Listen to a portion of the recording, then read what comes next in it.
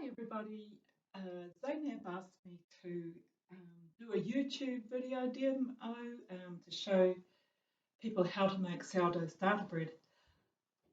First of all, I'm no expert, I've only done it once, but my bread seemed to turn out okay, so there are lots of other people doing this too, fortunately, so I'll include a couple of YouTube video links. The other reason for doing that is because I'm just going to show you the first part of the process, because it is actually a 7-day process. But what you'll be doing on the first day, which is what I'm showing you here, is pretty much the same as you'll be doing on every other day. Basically, on every other day, you're just feeding your starter dough. So this is the first part of the process. Um, what you need are your utensils. A jar with a wide rim makes it easier for mixing. I'm using a glass actually. Um, a tablespoon, a something for mixing. I'm using this plastic stick, which I found to be really ideal. And then something to cover your jar, and a band I've got here just to fix it in place. I've just got light cotton. Muslin is better, but I don't have any muslin, so I'm just using that instead, and that seemed to work out quite well. Right, so those are the utensils. Um, the ingredients, just flour. I've got gluten-free flour.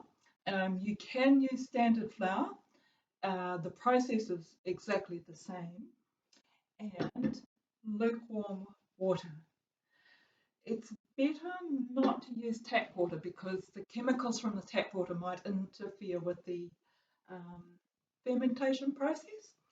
So I'm using filtered water here. Okay, so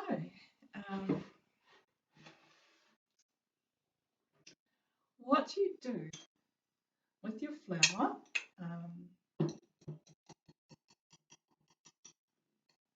measure out 2 tablespoons of flour.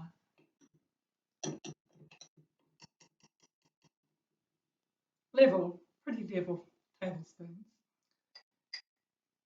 And then exactly the same measurement, 2 tablespoons of water.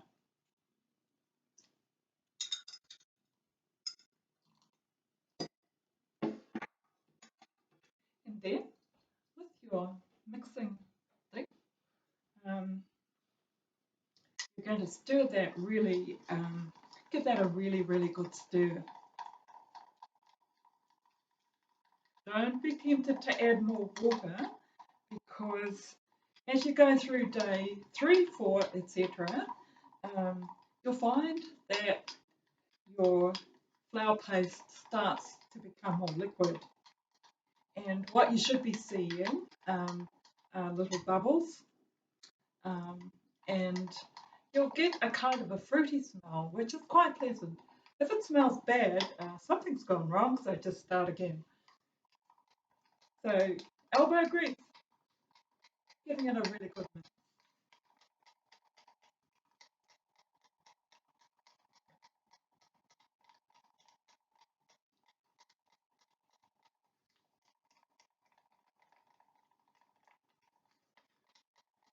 Giving it a really good mix like this, it does get the air in, and that's what helps. Aeration helps the fermentation process. So I'd say that's done.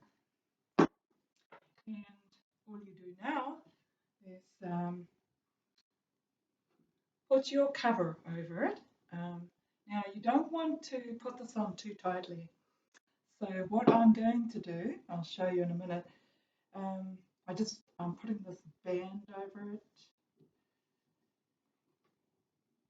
And whoops. Yeah. What I did with mine is I just left a corner sort of not within the band. Can't quite find the right words. And that just allows a bit more aeration. If you don't have any cotton or muslin, I think just some tissue would do. And if you feel you need more aeration, you can maybe just punch a couple of holes in there. So now that's done, what you need to do is find a warm place. You're thinking about 24 degrees.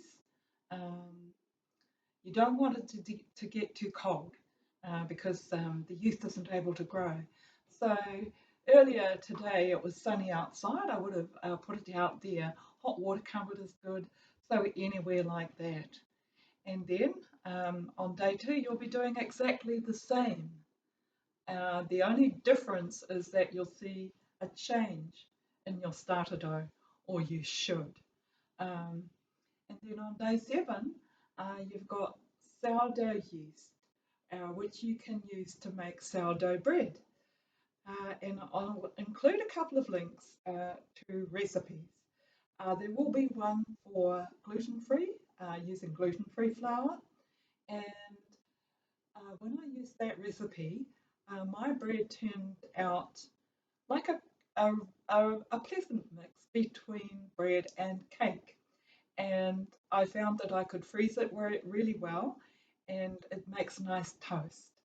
I can't speak about the one using standard flour because I haven't made that myself yet, although I do plan to. The thing to know is that although the starter dough, the process is the same, when you make the difference between making a gluten-free and a standard flour recipe using bread is quite different. So uh, um, don't think that you can just adapt the gluten-free one. I think you actually have to knead uh, when you're using standard flour, whereas with gluten-free flour you don't. So two quite different recipes, and depending on which one you want to make, I'll have a link to both. So good luck, ladies, and I hope to see you all again soon when we get through the other side of COVID-19. And meanwhile, stay safe